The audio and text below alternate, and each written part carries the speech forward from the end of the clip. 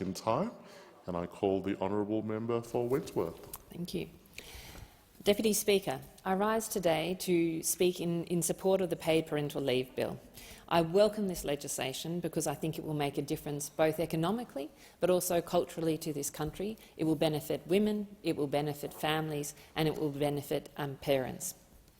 Australia has a wonderful egalitarian culture, but parenthood is one of the areas where we're not as egalitarian as we think we should be. There is a default view in our community that the primary care of a child is a woman. I remember, and I think our current parental leave, standards and what are being sought to change in this legislation drive that through. I remember when my sister had her first child, and she, probably unusually for many women, she was the primary breadwinner. She had her own business, and she really needed to get back to work pretty quickly. But to enable her partner to be able to take on primary care responsibilities and to be supported by the government for that, she effectively had to sign that she was no longer the primary carer.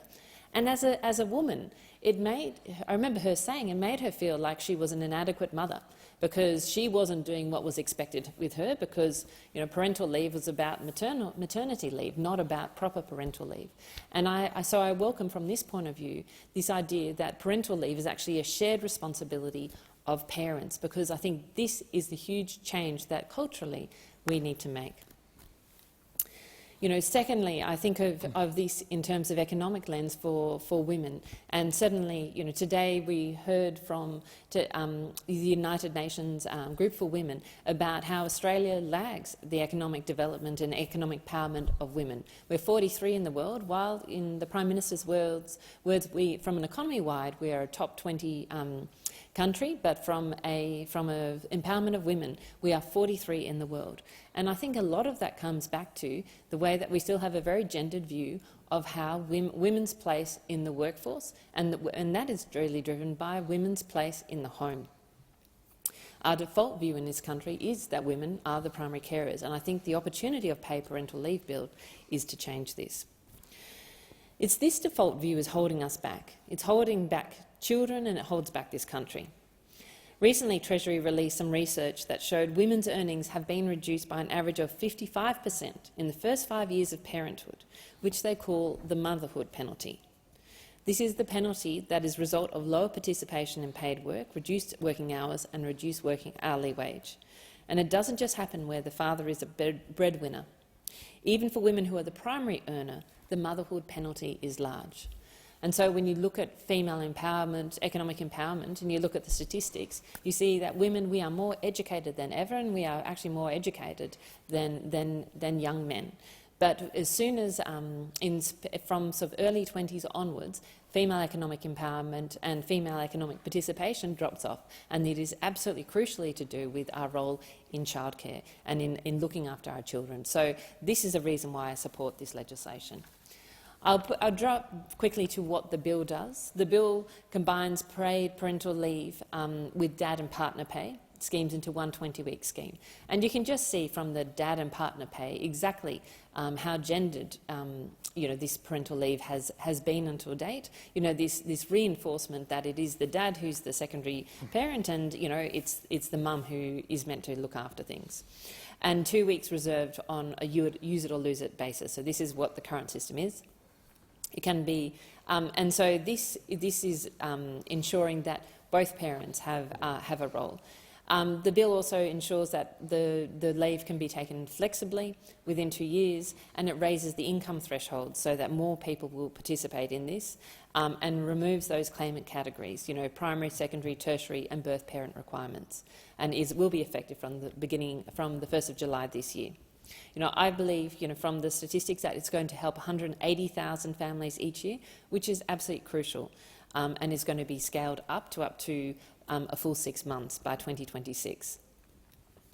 So I'm supporting this bill on the basis of enabling female workforce participation, because women want to contribute economically, but we need to make change, and we need to make change in our homes as well as in our workplaces. And I think this has the right opportunity to change our cultural norms that work that the work of the family is a responsibility of the women. At the same time, this isn't just good for female economic participation. This is good for dads and kids as well. So there's strong evidence to show that if dads are more involved, or if second parents, which are typically dads, more involved in raising their children from the early ages, that this engagement persists. This is good for parental mental health, and it is also good for childhood development. So it's absolutely crucial that this is seen not just from an economic point of view, but is also seen from a social point of view. And it also will, I hope, encourage more people to have children, which is also really important when we look at our long-term economic performance. So, I've very much raised in support of these changes, but I would like the government to pick up the pace. I think it's absolutely crucial that we change, that we really cement this change in culture that says that parenting is a joint responsibility of the parents, not just of the mother.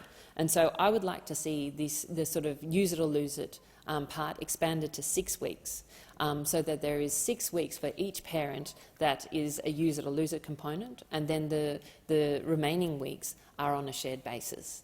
And the reason why I say this is because we already have 2 weeks of second parent, and sort of typically sort of dad parental pay, but there isn't as much of take-up of this leave, as you would hope.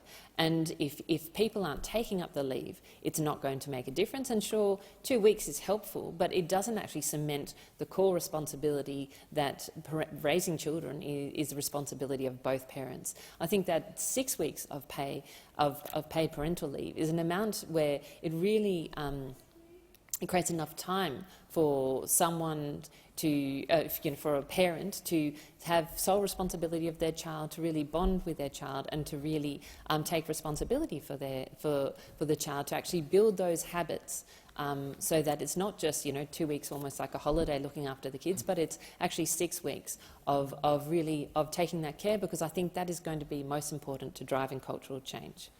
I think that this would make a difference, make a greater difference, I think, in terms of the long-term impact of this change on female economic empowerment, but also on the mental health of second parents and on childhood development.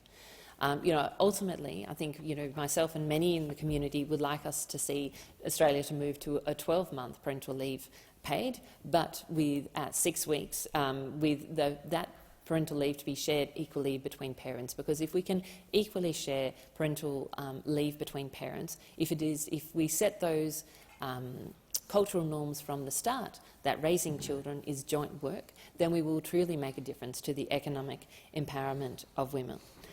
And I'm standing in support of this bill because women in Wentworth, where I'm from, they want to be economically empowered. They want great jobs and they want to have wonderful families, and they want to do both, and they believe that they should be able to do both. So we need to change the economics and we need to change the culture, because this is not just about the difference for women, but it's about the difference for second parents, typically men, and also for children, so that we can improve mental health, we can improve childhood development, and we can improve the economic empowerment of women.